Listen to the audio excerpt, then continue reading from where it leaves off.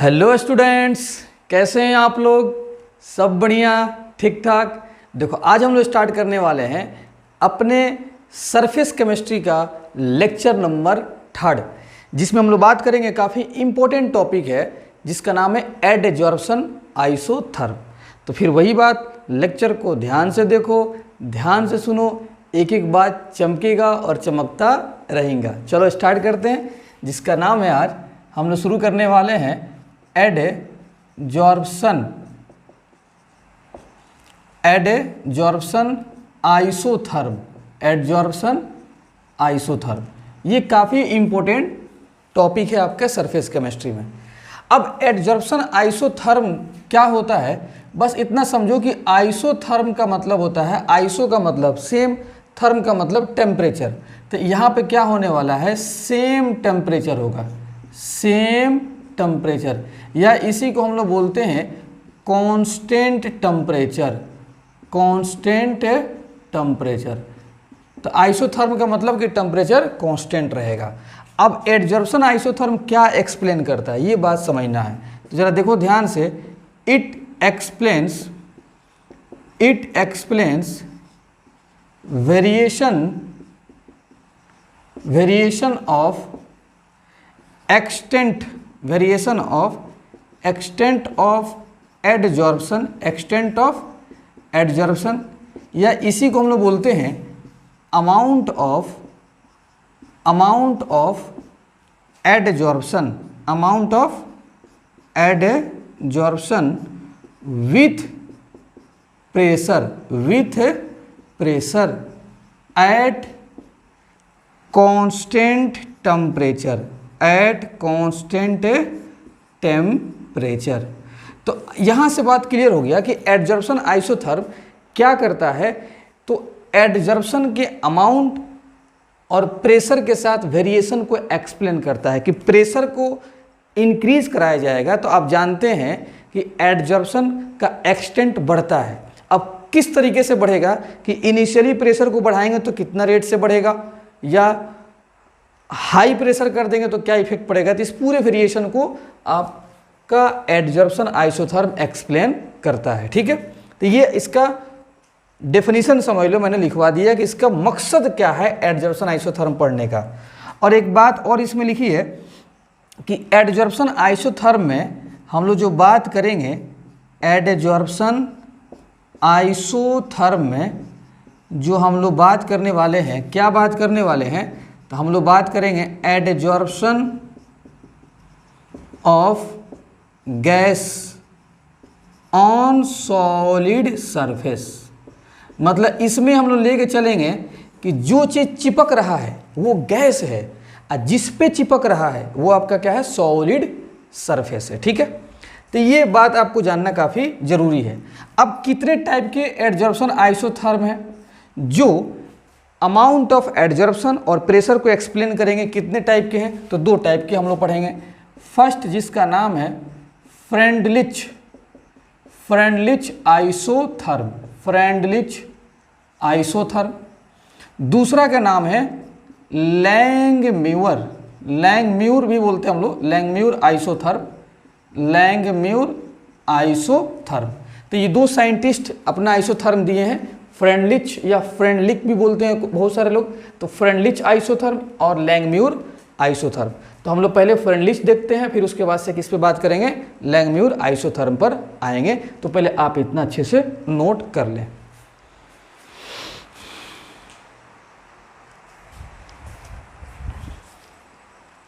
अब जरा देखते हैं हम लोग फर्स्ट अपना एडजॉर्प्शन आइसोथर्म स्टार्ट करते हैं, जिसका नाम है फ्रेंडलिच आइसोथर्म। जरा यहाँ पर देखो, फ्रेंडलिच ने जब अपना आइसोथर्म एक्सप्लेन किया तो उसने ये कहा कि उसने मान के चला कि it assumes adsorption to be multilayer.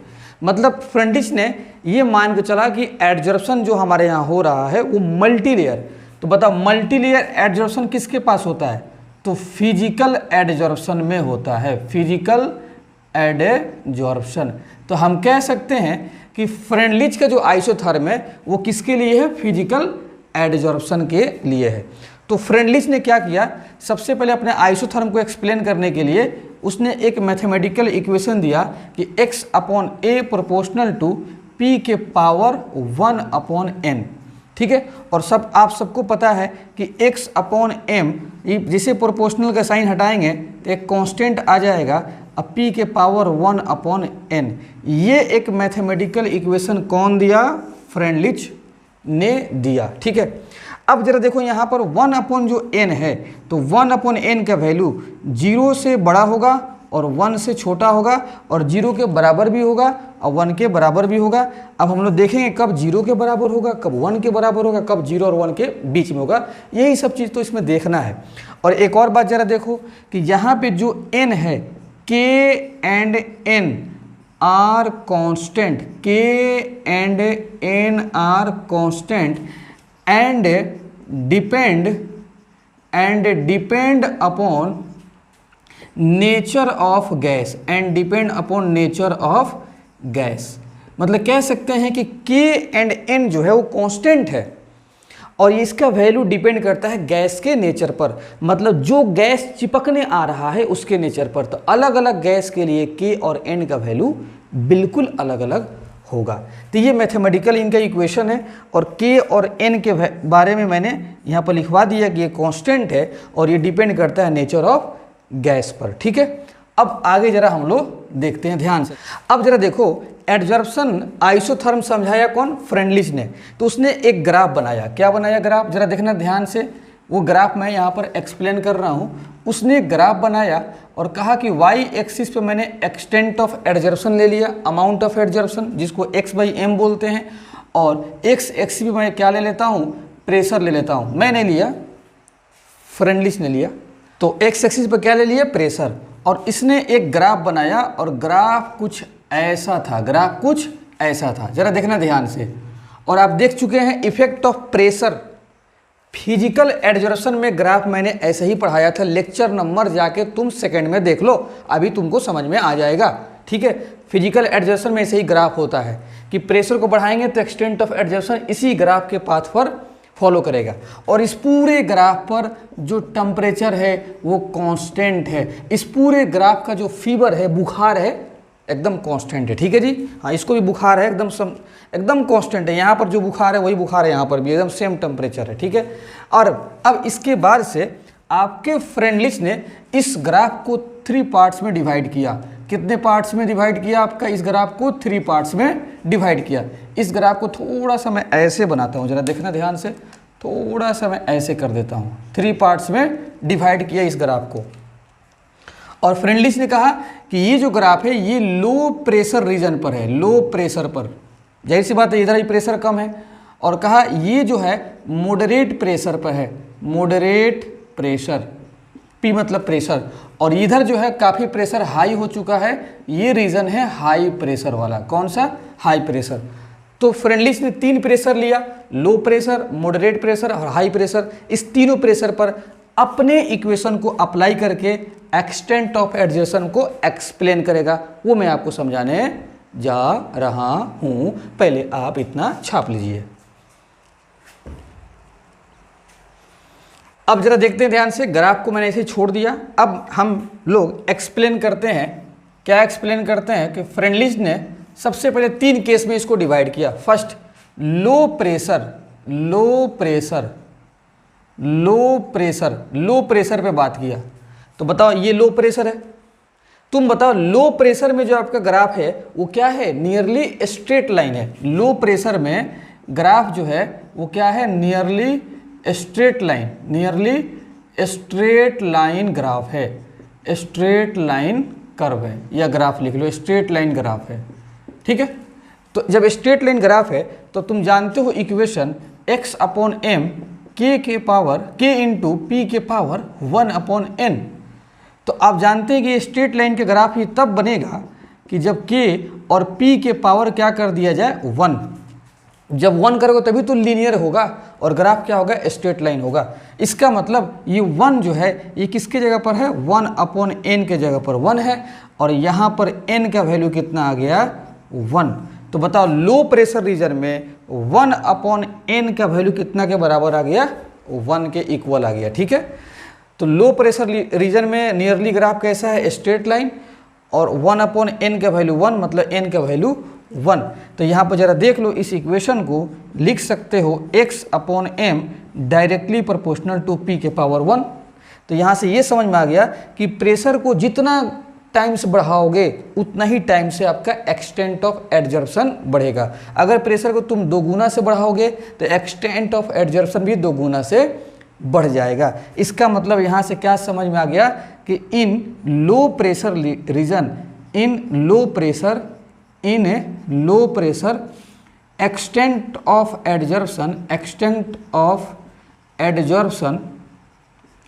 Of adsorption is directly proportional. अब यहाँ पर रिलेशन क्या है, directly proportional, is directly proportional to pressure. मतलब प्रेशर को जितना गुना बढ़ाओगे उतना ही गुना से आपका एक्सटेंट ऑफ एडजर्प्शन बढ़ेगा। तो ये लो प्रेशर रीजन में एक्सप्लेन किया कौन, फ्रेंडलिच ने। अब हम बात करते हैं मॉडरेट में और हाई प्रेशर में। और एक और बात, लो प्रेशर में 1/n का वैल्यू कितना, 1 के बराबर। ठीक है, तो छाप लीजिए इतना।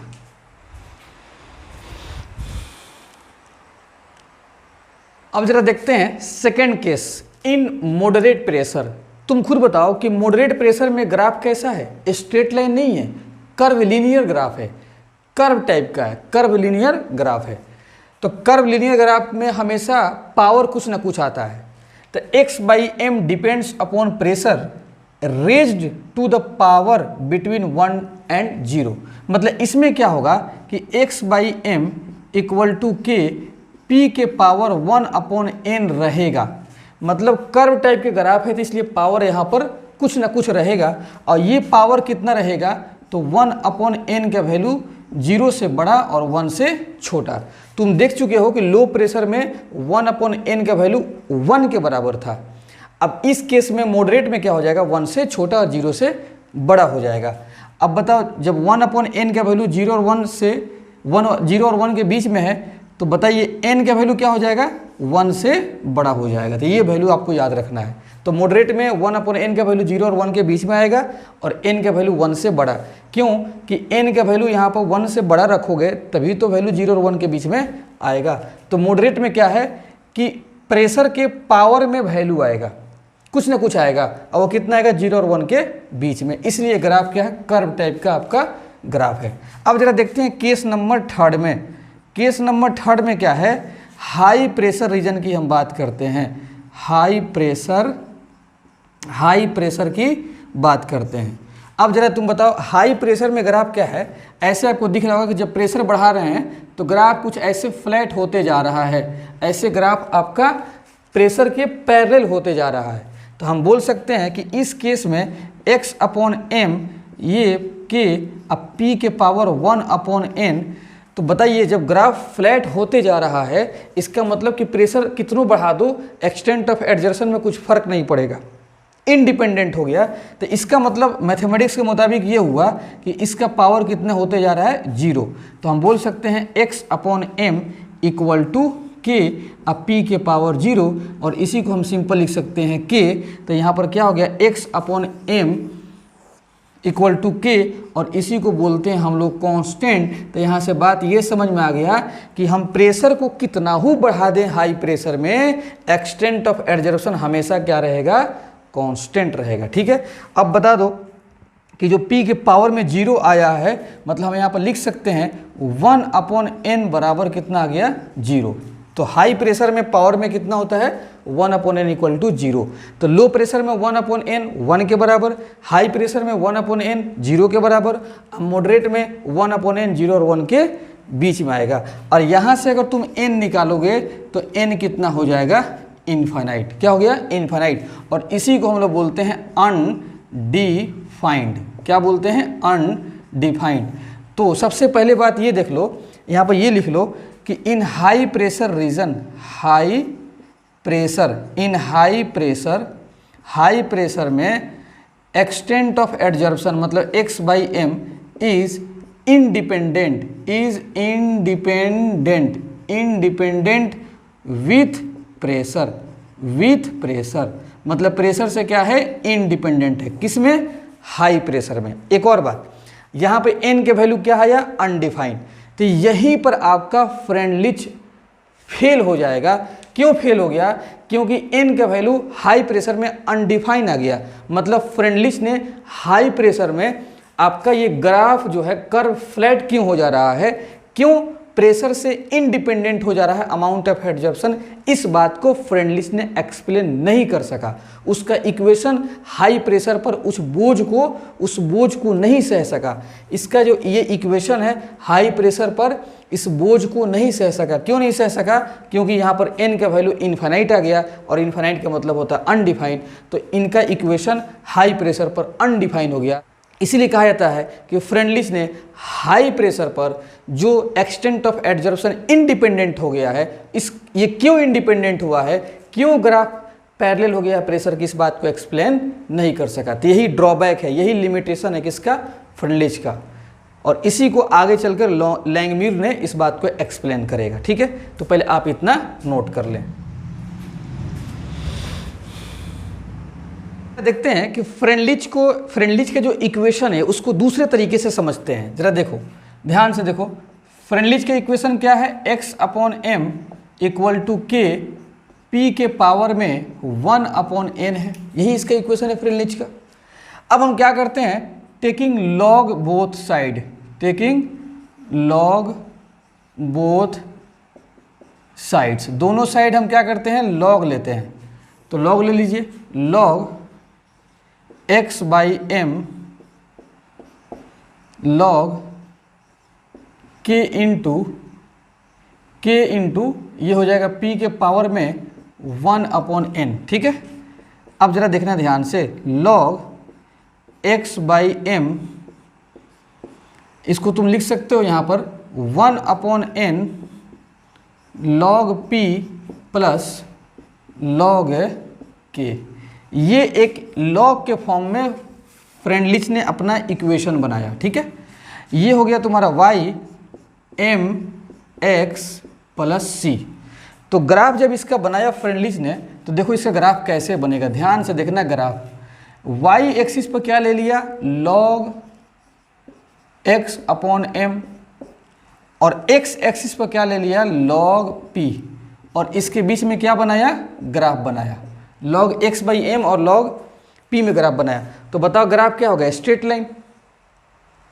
तुम जानते हो 1/n का वैल्यू जो होता है, 1/n का वैल्यू 0 और 1 के बीच में आता है, 0 और 1 के बीच में।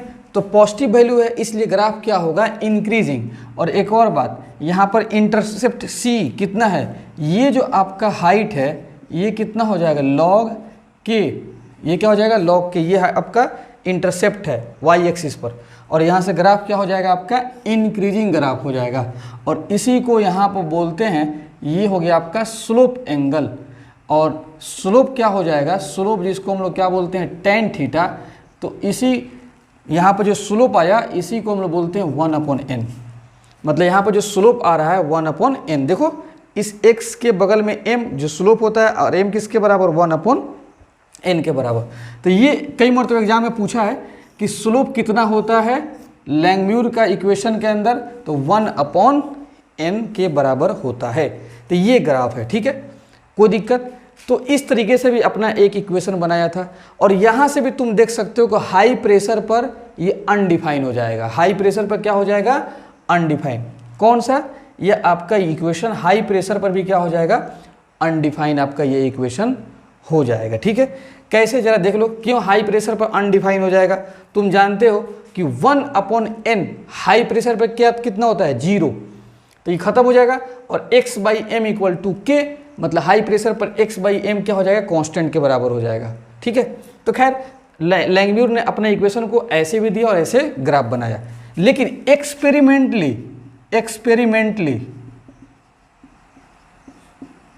लेकिन जब एक्सपेरिमेंट से ग्राफ बनाया गया, एक्सपेरिमेंट से, तो ये ग्राफ कुछ ऐसे आया। एक्सपेरिमेंट के मुताबिक ये ग्राफ कुछ ऐसे आया। देखो जरा ध्यान से, ये आपका log p हो गया। ग्राफ कुछ आपका ऐसे आया।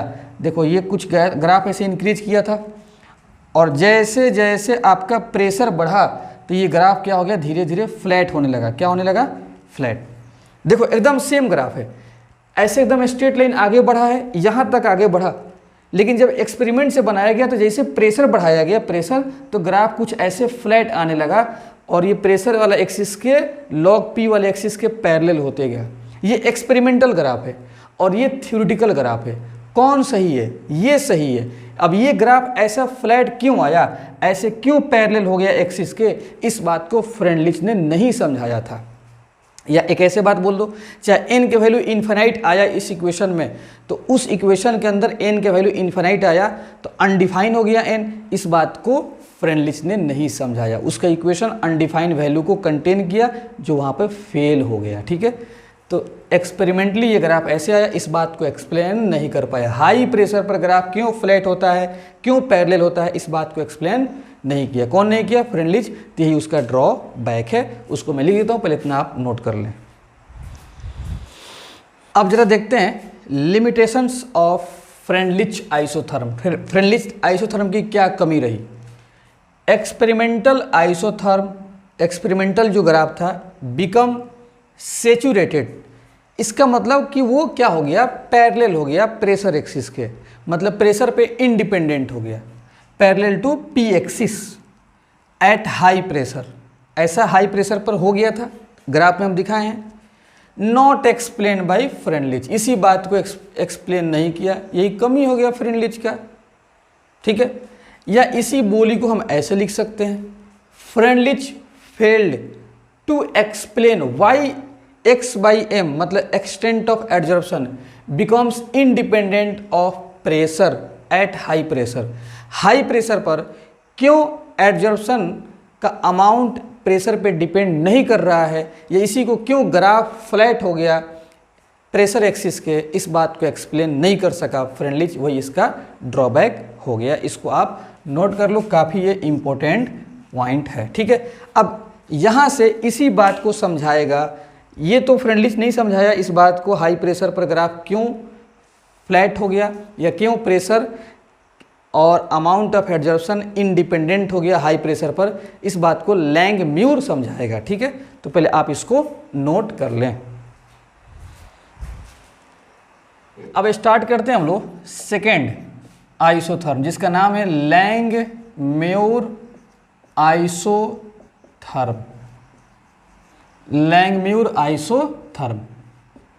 ठीक है, तो एक पहले बात इसमें लिखो, it is valid for monolayer adsorption. Monolayer adsorption, इसमें सिंगल लेयर की बात होती है। तो बता, मोनोलेयर एडजॉर्प्शन किस में होता है, केमिकल एडजॉर्प्शन में। तो हम बोल सकते हैं कि लैंग म्यूर बात करेगा किस एडजॉर्प्शन को लेकर समझाएगा अपना बात, केमिकल एडजॉर्प्शन को लेकर अपना बात समझाएगा, मतलब मोनोलेयर। फिर सेकेंड पॉइंट, ही एज्यूम, मतलब लैंग म्यूर ने एक बात एज्यूम करके चला था। क्या एज्यूम किया था, ही एज्यूम इक्विलिब्रियम, ही एज्यूम इक्विलिब्रियम, मतलब लैंग म्यूर ने इक्विलिब्रियम एज्यूम किया था। इक्विलिब्रियम, इक्विलिब्रियम का मतलब यहां पर क्या हुआ कि rate of adsorption equal to rate of desorption, ये हो गया इक्विलिब्रियम का मतलब। मतलब लैंग म्यूर ने ये कहा कि ये एक सरफेस है, इस पे पार्टिकल्स आकर एडजॉर्ब हो रहे हैं। क्या हो रहे हैं, एडजॉर्ब। तो ये हो गया एडजॉर्प्शन। फिर जितना आकर चिपक रहे हैं उतना फिर डिजॉर्ब हो रहे हैं, निकल रहे हैं। मतलब जितना एडजॉर्प्शन हुआ उतना फिर उसका डिजॉर्प्शन हो गया। तो बताओ इक्विलिब्रियम आएगा कि नहीं आएगा, इसी को तो बोलते हैं इक्विलिब्रियम, जितना आया उतना हट गया। तो जैसे ही इक्विलिब्रियम आ जाएगा, जितना चिपकेगा फिर उतना उड़ जाएगा, तो हम बोल सकते हैं अमाउंट ऑफ एडजॉर्प्शन मतलब x बाई एम क्या होगा, कांस्टेंट होगा। क्या होगा, कांस्टेंट। जितना आया उतना चिपक गया, तो हम बोल सकते हैं, सॉरी, जितना आया जितना चिपका फिर उतना निकल गया, तो एडजॉर्प्शन में कोई फर्क नहीं पड़ा, मतलब एडजॉर्प्शन हुआ ही नहीं। तो हम बोल सकते हैं x बाई एम क्या है, कांस्टेंट है। तो बता x बाई एम कॉन्स्टेंट कब होता है? इक्विलिब्रियम पर। कब होता है? इक्विलिब्रियम पर। और इक्विलिब्रियम का मतलब rate of adsorption equal to rate of desorption. और ये एज्यूम किया था, कौन एज्यूम किया था? लैंगम्यूर ने। और ये बात जो होगा हाई प्रेशर पर होगा। कहाँ होगा? हाई प्रेशर पर। ये बात देखना, तुमको देखने को मिलेगा, ये बात हाई प्रेशर पर देखने को मिलेगा। इक्विलिब्रियम कहाँ देखने को मिलेगा? हाई प्रेशर पर। ठीक है, अब जरा इस बात को हम एक्सप्लेन करते हैं। जरा देखो, इसने अपना एक मैथमेटिकल इक्वेशन दिया था x upon m a p upon 1 plus b p. ये इक्वेशन है किसका? लैंगम्यूर का। और यहाँ पर a एंड b क्या है? कांस्टेंट है। a एंड b क्या है? कांस्टेंट्स है। ये आपका इक्वेशन हो गया। अब इस इक्वेशन को हम एक्सप्लेन करेंगे ग्राफ से, पहले आप इतना नोट कर लें। देखिए ध्यान से, लैंगम्यूर ने अपना एक ग्राफ बनाया और कहा कि हम इसी ग्राफ से एडजॉर्प्शन को समझाएंगे कि प्रेशर के साथ क्या रिलेशन है, क्या वेरिएशन शो कर रहा है प्रेशर के साथ। और एक और बात हम बता दिए हैं कि लैंगम्यूर का आइसोथर्म ये केमिकल एडजॉर्प्शन को शो करता है। तो ग्राफ ऐसे होगा, ग्राफ ऐसे होगा। इन्होंने भी इस ग्राफ को 3 पार्ट्स में डिवाइड किया। उन्होंने यहाँ पे कट किया, यहाँ पे कट किया। उन्होंने कहा कि ये लो प्रेशर की बात है, ये हाई प्रेशर वाला ग्राफ है, और ये जो है बीच वाला जो है ये मॉडरेट प्रेशर की ग्राफ है, मॉडरेट प्रेशर की ग्राफ है। 3 पार्ट्स में ग्राफ को इन्होंने डिवाइड किया। और इक्वेशन क्या है इनका? x upon m a p upon 1 plus b p. अब जरा देखते हैं केस नंबर 1। अभी सब चमक जाएगा। हाई प्रेशर नहीं, पहले हम लेते हैं लो प्रेशर। कौन सा प्रेशर? लो प्रेशर पे मैं बात करता हूँ। तो बताइए, जब लो प्रेशर पर लोगे तो देखो ये इक्वेशन है x upon m a p upon 1 plus b p. तो लो प्रेशर में बताओ 1 प्लस बी पी, तो ये तो खुद कम है बेचारा। ये लो प्रेशर पर क्या हो जाएगा? नेगलेक्ट हो जाएगा। क्या हो जाएगा? इसको नेगलेक्ट कर दो। तो ये कितने के बराबर हो जाएगा? 1 के ही बराबर हो जाएगा। काफ़ी कम प्रेशर है तो 1 में कम प्रेशर जोड़ेंगे तो 1 के ही बराबर। तो क्या हो जाएगा? जरा देखना, x upon m a p और नीचे किसके बराबर आ गया? 1 के बराबर। तो x अपॉन एम हम डायरेक्टली प्रोपोर्शनल टू p लिख सकते हैं, क्योंकि a क्या है? कांस्टेंट, और p पर पावर कितना है? 1। तो तुम बताओ यहाँ से क्या समझ में आया कि प्रेशर को जितना गुना बढ़ाओगे उतना गुना एक्सटेंट ऑफ एडजॉर्प्शन बढ़ेगा। ये बात तो फ्रेंडलिश ने भी एक्सप्लेन किया था। ठीक है, तो हम लिख सकते हैं कि extent of adsorption is directly proportional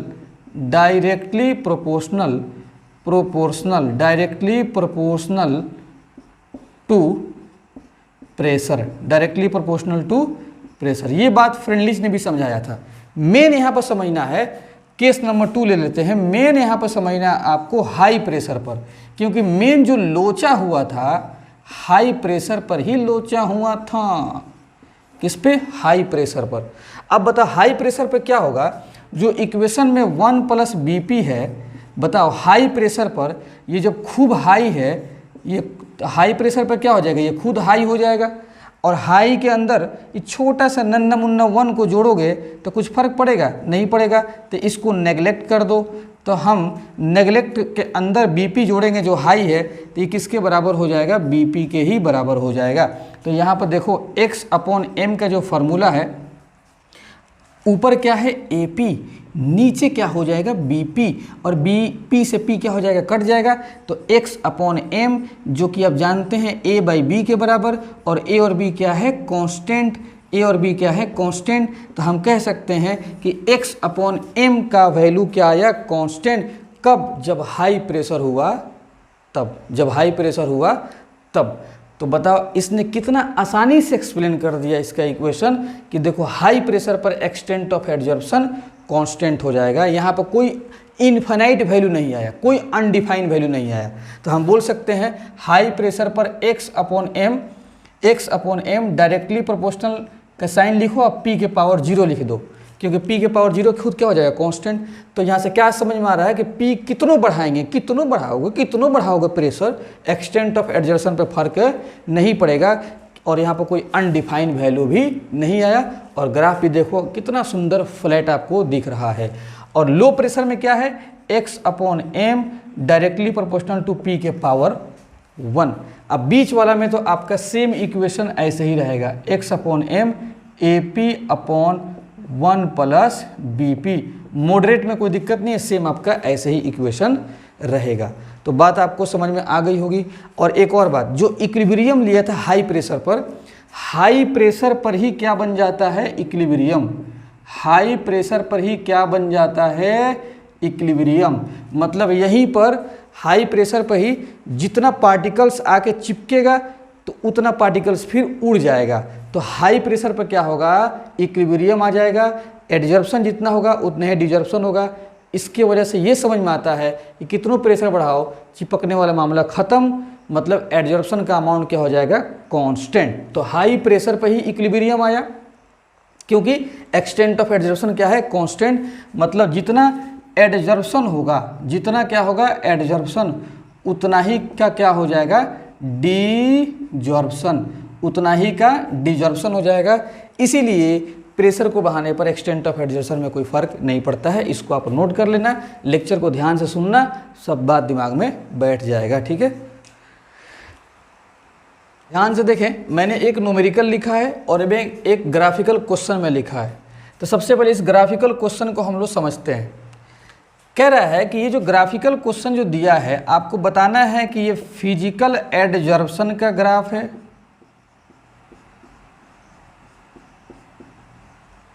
कि या केमिकल एडजर्प्शन का ग्राफ है, ये आपको बताना है। केमिकल एडजर्प्शन दोनों में से किसका ग्राफ है, ये आपको बताना है। तो जरा देखो ध्यान से, यहाँ पर ये आइसोथर्म दिया है, मतलब तीनों ग्राफ का टेम्परेचर फिक्स है। तुम बताओ कि जैसे जैसे टेम्परेचर ऊपर जा रहा है तो क्या हो रहा है, टेम्परेचर घट रहा है। तो ऊपर जाने पर टेम्परेचर घट रहा है, लेकिन ऊपर जाने पर ग्राफ का अमाउंट, मतलब एडजॉर्प्शन का अमाउंट बढ़ रहा है। तो ऊपर जाने पर टेम्परेचर घट रहा है, लेकिन x/m क्या हो रहा है, बढ़ रहा है। तो बताओ टेम्परेचर को घटाने पर x/m बढ़े, एक्सटेंट ऑफ एडजॉर्प्शन बढ़े, तो ये किस केस में होता है, तो यही होता है फिजिकल एडजॉर्प्शन में। किस में होता है, फिजिकल एडजॉर्प्शन के अंदर ये चीज़ देखने को मिलता है। इसलिए आंसर क्या हो जाएगा, फिजिकल एडजॉर्प्शन। ये ग्राफ किसका है, फिजिकल एडजॉर्प्शन का है। तो इसको आप नोट कर लें, फिर मैं न्यूमेरिकल को सॉल्व कराता हूँ। ठीक है, इस न्यूमेरिकल को कैसे हम लोग सॉल्व करेंगे, इस बात को समझना है। कह रहा है कि in an experiment 200 ml of 0.5 oxalic acid. एक एक्सपेरिमेंट है जिसके अंदर 2 ml और कॉन्सेंट्रेशन 0.5 मोलरिटी ऑक्जेलिक एसिड है, oxalic acid shown with activated charcoal. मतलब ऑक्जेलिक एसिड को एक्टिवेटेड चारकोल के साथ रखा गया है, एक्टिवेटेड चारकोल। और आप सबको पता है कि एक्टिवेटेड चारकोल क्या होता है, तो ये सरफेस प्रोवाइड करता है। क्या प्रोवाइड करता है, सरफेस। अब क्या करेगा, इस ऑक्जेलिक एसिड में से एक्टिवेटेड चारकोल क्या करेगा, पार्टिकल्स को खींचकर अपने ऊपर चिपकाएगा। और किसको चिपकाएगा, तो इसके अंदर से सॉल्यूट को निकालेगा। पार्टिकल्स का मतलब सॉल्यूट को निकालेगा। और यहाँ पर सॉल्यूट क्या है, ऑक्जेलिक एसिड है। सॉल्यूट क्या है, ऑक्जेलिक एसिड को निकाल कर और क्या करेगा, इसके अंदर चिपकाएगा। तो ये ऑक्जेलिक एसिड का सॉल्यूशन है, मतलब वाटर होगा इसमें सॉल्वेंट की जगह पर। और सॉलिड क्या है यहाँ पर, ऑक्जेलिक एसिड। तो ऑक्जेलिक एसिड को अपने सरफेस पर चिपकाएगा। अब चिपकाने के बाद से क्या हो रहा है, सोन with activated charcoal and filtered the concentration of the filtrate is reduce to 0.4 molarity. मतलब इसमें से सॉलिड को चिपकाने के बाद अब जो ऑक्जेलिक एसिड का जो कॉन्सेंट्रेशन बच रहा है, किसका, ऑक्जेलिक एसिड, क्योंकि अब जानते हैं कि इसमें से ऑक्जेलिक एसिड निकलेगा और इस पर जाकर चिपक जाएगा। तो चिपकने के बाद से जो बच रहा है वो कितना बच रहा है, 0.5 मोलरिटी। कितना बच रहा है, 0.4 मोलरिटी। तुम बताओ इसके अंदर से क्या निकल रहा है, सॉल्यूट। तो क्या सॉल्यूट निकलेगा, लेकिन सॉल्यूशन के वॉल्यूम में कोई फर्क पड़ेगा नहीं, पार्टिकल निकलेगा, वॉल्यूम आपका वही रहेगा। सॉल्वेंट में कोई फर्क नहीं पड़ेगा, सॉल्वेंट में कोई फर्क, ये सॉल्वेंट का वॉल्यूम है ये ऐसे ही रहेगा, लेकिन मोलरिटी बदल जाएगा क्योंकि पार्टिकल निकल जाएगा तो 0.4 m हो जाएगा, लेकिन वॉल्यूम आपका वही रहेगा। तो ये कब हुआ, ये आफ्टर फिल्टर्ड, मतलब ये क्या है आपका फिल्ट्रेट वाला मामला है, फिल्ट्रेट वाला मामला है, फिल्ट्रेट, ठीक है, मतलब चिपकाने के बाद जो बचा है। तो अब एक काम करते हैं, पहले हम निकालते हैं millimoles of oxalic acid, OA का मतलब oxalic acid, millimoles of oxalic acid, ठीक है। मतलब जानते हैं कि मोलरिटी बराबर क्या होता है, मोल अपॉन वॉल्यूम। तो मोलरिटी दिया है कितना 0.5, अब वॉल्यूम में गुना करो तो मोल निकल जाएगा, लेकिन वॉल्यूम ml में है तो मोल नहीं देगा, मिलीमोल्स देगा, ठीक है। तो क्या करेंगे, 200 में हम 0.5 से गुना कर देंगे तो मिलीमोल्स निकल जाएगा, और कितना हो जाएगा आपका 100 मिलीमोल्स आपका इसके अंदर 0.5 मोलरिटी के अंदर 100 मिलीमोल्स ऑक्जेलिक एसिड है। और फिल्ट्रेट के बाद, चिपकने के बाद millimoles of oxalic acid after adsorption, मतलब एडजॉर्प्शन के बाद कितना बच रहा है, ठीक है, ठीक है, यहाँ पर लिख लो लेफ्ट मिलीमोल्स, लेफ्ट मतलब बचा हुआ, left millimoles of oxalic acid after adsorption. तो कितना, तो वही 200 में आप 0.4 से गुना कीजिए तो कितना हो जाएगा आपका, ये हो जाएगा 10 से कट जाएगा, ये 80 मिलीमोल्स हो जाएगा, कितना 80 मिलीमोल्स। और ये कब है, इनिशियली, ये शुरुआत में है, अभी आपका यहाँ से एडजॉर्प्शन नहीं हुआ है, तो ये शुरुआत में है, चिपकने के बाद इतना बचा। तो बताइए millimoles of oxalic acid एडजॉर्ब्ड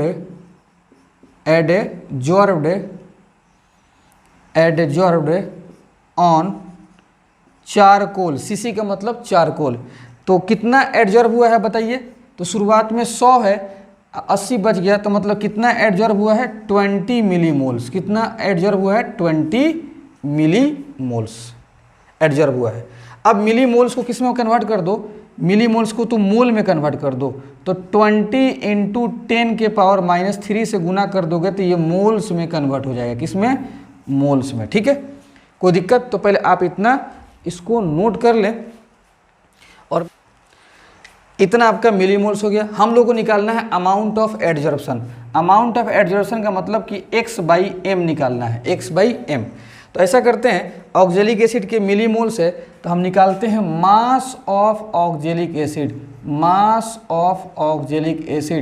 after adsorption, मतलब एडजॉर्प्शन जो हो चुका है उसका मास निकालना है। तो बताइए, मोल के अंदर जो मोल निकाले हो उसी मोल में तुम मोलर मास से गुना करोगे तो 90 होता है ऑक्जेलिक एसिड का मोलर मास, H2CO4, यही ऑक्जेलिक एसिड का फार्मूला है। तो यहाँ से निकालोगे तो 90 ग्राम आएगा, तो मोल में ग्राम, उसका जो मॉलिक्यूलर मास है उससे गुना कर दोगे तो ये ग्राम निकल जाएगा। तो मतलब मास ऑफ ऑक्जेलिक एसिड का कितना मास का एडजॉर्प्शन हुआ है, 20 × 10⁻³ × 90 ग्राम। तो हम लोग क्या निकालना है, हम लोगों को निकालना है अमाउंट ऑफ एडजॉर्प्शन, तो अमाउंट ऑफ एडजॉर्प्शन का फार्मूला क्या होता है, x/m, और x होता है अमाउंट ऑफ एडजॉर्बेट, ठीक है, जो चिपका है। तो एडजॉर्बेंट कौन है, चिपकने वाला यहाँ पर कौन है, ऑक्जेलिक एसिड है, तो 10⁻³ × 90, और m होता है amount of adsorbent, amount of adsorbent, sorry mistake हो गया है। इस क्वेश्चन में अमाउंट ऑफ एडजॉर्बेंट दिया है कितना, 10 ग्राम, कितना दिया है 10 ग्राम दिया है, और ये भी ग्राम लिख लेना, क्वेश्चन में ऐड कर लेना, अमाउंट ऑफ एडजॉर्बेंट कितना 10 ग्राम। और एडजॉर्बेंट क्या है आपका, चारकोल, एडजॉर्बेंट क्या है, कोल है, एडजॉर्बेंट क्या है, चारकोल है। तो चारकोल का अमाउंट सवाल में दिया है 10 ग्राम, मैंने लिखना भूल गया था 10 ग्राम। अब तुम यहाँ से सिंप्लीफाई करोगे तो यहाँ से आंसर आ जाएगा, क्या करोगे तो अमाउंट ऑफ एडजॉर्प्शन x/m 0.18 आएगा। कितना, 0.18, 0.18 आ जाएगा। ये हो जाएगा आपका आंसर, ठीक है। तो इसको आप नोट कर लें।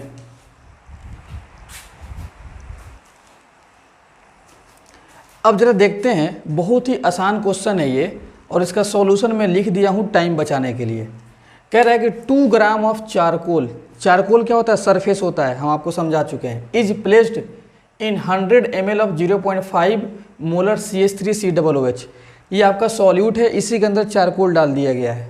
तो देखो 100 ml ऑफ 0.5 m CH3COOH, और चारकोल को इसके साथ टच करा दिया जाएगा। चारकोल कितना है, 2 ग्राम। तो बताओ चारकोल क्या करेगा, इसके अंदर से सॉलिड को खींचेगा, एडजॉर्ब करेगा। और सॉल्यूट क्या है यहाँ पर, कार्बोक्सिलिक एसिड। देखो ये आपका कार्बोक्सिलिक एसिड है सॉल्यूट, इसी को अपने सरफेस पे खींचेगा। सवाल में बोल रहा है कि खींचने के बाद से the molarity of CH3COOH reduces to 0.49, मतलब खींचने के बाद से कितना मोलरिटी बच जा रहा है, 0.49 CH3COOH। वॉल्यूम कितना, 100 ml, और यहाँ पर भी 100 ml। वॉल्यूम में कोई फर्क पड़ने वाला नहीं है, ठीक है।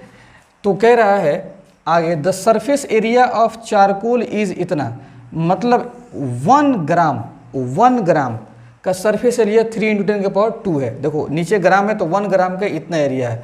The surface area of charcoal occupied by 1 acetic acid molecule, मतलब एक मॉलिक्यूल को चिपकाने के लिए कितना एरिया लगेगा चारकोल सरफेस पर।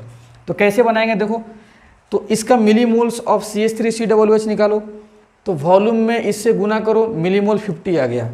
अब चिपकने के बाद जो बच रहा है लेफ्ट का मतलब बचना, कब, एडजॉर्प्शन के बाद कितना बचेगा, तो सवाल में दिया है 0.49, तो 0.49 मोलरिटी बच रहा है।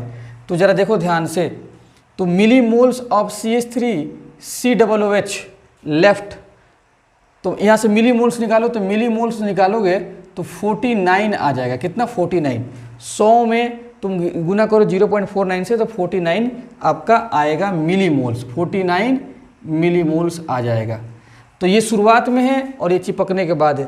तो कितना चिपका, millimoles of CH3COOH adsorbed by 2 gram charcoal, कितना, तो पहले 50 है, अब बचा कितना, 49, तो 1 मिलीमोल चिपका, 1 मिलीमोल चिपक गया। इस 1 मिलीमोल को आप क्या करो, मोल्स में कन्वर्ट करो, तो 10⁻³ से गुना कर देंगे, 10⁻³ तो 1 में 10⁻³ से गुना करोगे, ये 10⁻³ है, तो 10⁻³ मोल हो जाएगा। अब इस मोल को तुम मॉलिक्यूल्स में कन्वर्ट कर दो, तो मोल को मॉलिक्यूल्स में कन्वर्ट करने के लिए Na से गुना कर दो, एवोगाड्रो नंबर से गुना हो गया, तो ये मॉलिक्यूल्स में कन्वर्ट हो गया। क्यों मॉलिक्यूल्स में कन्वर्ट हुआ, अभी तुमको समझ में आ जाएगा। इधर देखो, इस बात को यहाँ पे हम समझाने जा रहे हैं, यहीं से आंसर निकलेगा। इधर बॉक्स बना देते हैं, सुनो, 10⁻³ Na मॉलिक्यूल्स जो यहाँ पर निकाले हैं ऑफ CH3COOH, ये इतना मॉलिक्यूल्स चिपका हुआ मॉलिक्यूल्स है, 2 ग्राम चारकोल पर इतना चिपका हुआ है। तो बताओ ये कितना ग्राम चारकोल पर चिपका हुआ है, 2 ग्राम चारकोल, CC का मतलब चारकोल पे चिपका हुआ है। अब देखो 1 ग्राम के लिए, 1 ग्राम के लिए कितना एरिया चाहिए, 3 × 10⁻², तो 2 ग्राम के लिए कितना एरिया चाहिए, 6 × 10⁻², 2 से गुना कर दो, तो 6 ग्राम के लिए, 2 ग्राम के लिए इतना एरिया, चारकोल का एरिया इतना चाहिए। तो 10⁻³ Na मॉलिक्यूल्स CH3COOH का चिपक रहा है 2 ग्राम पर, तो 10⁻³ Na मॉलिक्यूल्स कितना एरिया लेगा, 6 × 10⁻² मीटर स्क्वायर, क्योंकि 2 ग्राम का इतना एरिया है, 2 ग्राम पर इतना चिपका हुआ है। तो अब हम बोल देंगे 10⁻³ Na इतना एरिया लेगा। तो एरिया ऑक्यूपाइड बाई 1 मॉलिक्यूल, पर मॉलिक्यूल निकालना है, सवाल में ही है, तो इससे डिवाइड कर देंगे, तो 6 × 10⁻² और ये 10⁻³ और Na एवोगाड्रो नंबर है, तो 6 × 10⁻23 लिख दो, और इसको सिंप्लीफाई करोगे तो तुम्हारा आंसर आ जाएगा 10⁻18, 10⁻18 मीटर स्क्वायर पर मॉलिक्यूल। तो एरिया एक मॉलिक्यूल के लिए कितना आ गया, 10⁻18 मीटर स्क्वायर पर मॉलिक्यूल। तो कुछ नहीं है, बस वही सेम जिस तरीके से पिछला क्वेश्चन में बताया था वैसे ही ऐसे ही है। तो इसको एक मरतबा देख लेना। अब हम लोग मिलते हैं नेक्स्ट लेक्चर में। Okay, thank you.